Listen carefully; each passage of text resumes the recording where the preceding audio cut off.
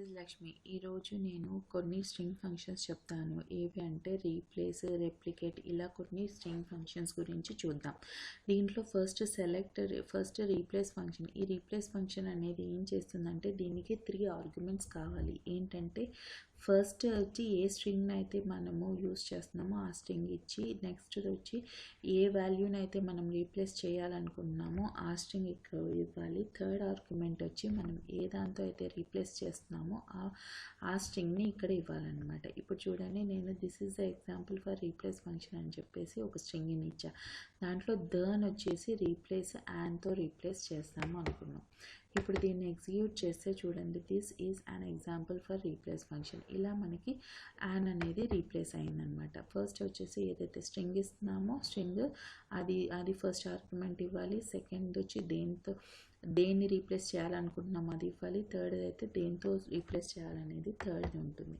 ఇలాగా మనకి replace function అనేది వర్క్ అవుతుంది. అలాగే నేను దానికోసం ఒక సింపుల్ టేబుల్ తీసుకున్నాను. ఆ టేబుల్లో ఈమెయిల్ ఐడిలో అనే క్యారెక్టర్ని పర్సంటేజ్ అనే దాంతో రీప్లేస్ చేయాలనుకుంటున్నాను. సో అలా రీప్లేస్ అవుతుంది అనమాట. సో ఇప్పుడు చూడండి, మనకి ఇక్కడ అవుట్పుట్ వచ్చింది. ఈమెయిల్ ఐడిలో ఏదైతే అనేది ఉందో దాన్ని మొత్తానికి రీప్లేస్గా అయ్యేసి మనకు అవుట్పుట్ ఇచ్చింది. ఇలా రీప్లేస్ ఫంక్షన్ అనేది వర్క్ అవుతుంది. అంటే ఏ క్యారెక్టర్తో రీప్లేస్ చేయాలనుకున్నామో ఆ క్యారెక్టర్ ఇస్తే ఆ క్యారెక్టర్తో రీప్లేస్ అవుతుంది. ఇంకొకటి ఏంటంటే రెప్లికేట్ ఫంక్షన్. ఈ రెప్లికేట్ ఫంక్షన్ ఏం చేస్తుందంటే మనం రిపీటెడ్గా ఏదైతే స్ట్రింగ్ ఇచ్చామో అది ఎన్నిసార్లు రిపీట్ అవుతుంది అనే దాన్ని ఈ రెప్లికేట్ ఫంక్షన్ అనేది ఉంది. ఇక్కడ నేను ఒక స్ట్రింగ్ ఏబీసీ అనే స్ట్రింగ్ పాస్ చేశాను. అది ఎన్నిసార్లు రిపీట్ అవ్వాలి అనే దాన్ని ఇంటీజర్ వాల్యూ ఇక్కడ పాస్ చేశాను. ఇక్కడ 4 టైమ్స్ ఇచ్చాను కాబట్టి ఆ ఏబీసీ అనేది 4 టైమ్స్ మనకి రిపీట్ అయ్యి వచ్చింది. ఇలా రెప్లికేట్ ఫంక్షన్ అనేది వర్క్ అవుతుంది. ఇంకోటి ఏంటి అంటే రివర్స్ ఫంక్షన్. ఈ రివర్స్ ఫంక్షన్ ఏం చేస్తుంది అంటే ఏదైనా స్ట్రింగ్ అయితే మనం పాస్ చేసామో ఆ స్ట్రింగ్ని రివర్స్ చేసి మనకి అవుట్పుట్ ఇస్తుంది.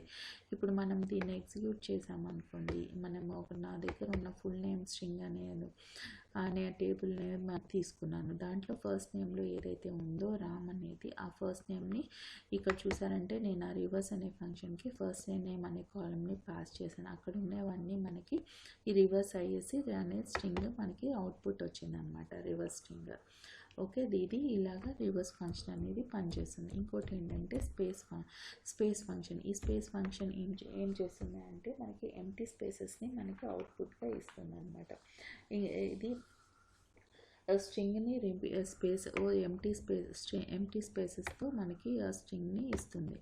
ఇప్పుడు మనం ఎగ్జిక్యూట్ చేసామంటే ఇక్కడ నేను చూస్తే ఫస్ట్ నేమ్ ప్లస్ ఇక్కడ స్పేస్ ఆఫ్ 3 క్యారెక్టర్స్, ఈ 3 క్యారెక్టర్ స్పేస్ని మనం ఇక్కడ యాడ్ చేసి ఈ స్ట్రింగ్ని ఇలా మనము ఒక 3 క్యారెక్టర్ స్పేస్ని ఎంప్టీ స్పేసెస్ని ఇస్తుంది అనమాట. ఇలా మనం ఎంత స్పేస్ ఇక్కడ వాల్యూస్ ఇచ్చామంటే ఇప్పుడు మనం 10 అని ఇచ్చామనుకోండి, ఇప్పుడు చూడండి 10 స్పేసెస్ ఎంప్టీ స్పేసెస్ని అక్కడ మనకి అవుట్పుట్లో ఇస్తుంది అనమాట. ఇలా ఇది స్పేస్ ఫంక్షన్ ఏం చేస్తుంది, బేసిక్గా ఎంప్టీ స్పేసెస్ని స్ట్రింగ్ ఆఫ్ రిపీటెడ్ స్పేసెస్ లాగా మనకి ఇస్తుంది అనమాట. ఇది ఈరోజు ఈ వీడియోలో నేను ఎక్స్ప్లెయిన్ చేసినవి ఏంటి అంటే స్పేస్, రివర్స్, రెప్లికేట్, రీప్లేస్ ఇలా కొన్ని ఫంక్షన్స్ గురించి వీడియోలో కవర్ చేశాను అనమాట. Thank you for listening. నా వీడియో కానీ నచ్చితే ప్లీజ్ సబ్స్క్రైబ్ చేసి షేర్ చేయండి. నా పేట్రియాన్ ఛానల్ని సబ్స్క్రైబ్ చేయండి.